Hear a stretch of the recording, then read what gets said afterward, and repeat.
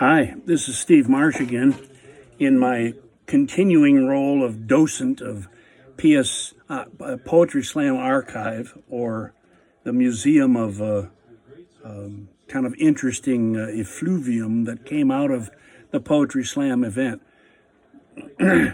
It was a phenomenon that was surprising in the early part of the century. It started, of course, in the latter part of the last century, but in the early part of the century, we were putting out all kinds of things.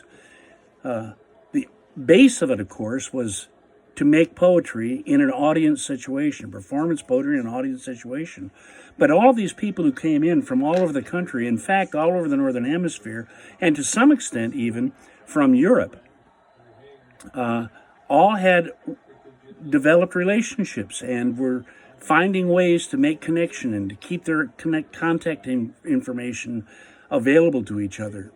Not the least of which was people-generated chapbooks. They served as in a couple of ways. I'll do more about chapbooks at a different time, but those chapbooks served, first of all, as a way for poets to deflect some of their eating or traveling or sleeping costs as they came in and stayed in different cities.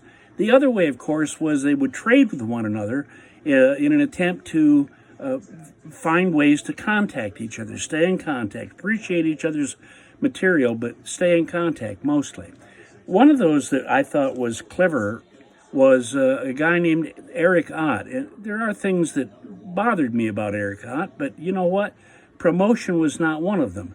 This, for example, is Eric Ott's vision of the chapbook. He would trade this tiny little thing for a person's 32-page chapbook or 16-page double-sided chapbook, and that was a pretty good deal for him financially. But more importantly, there was this thing that just sits somewhere, and we don't know, it doesn't fit anywhere. So you always have to have this handy or throw it away. I didn't throw it away. This is Eric Ott's Aphorisms or Aphorisms for a Better Tomorrow by Big Poppa E.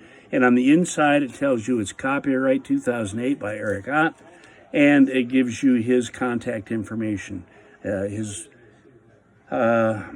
email address, his website, and a telephone number. And all of these pages, I say all of these, there's maybe, I don't know what, maybe 16 or 18 double-sided, it doesn't matter, are exactly what they say they are.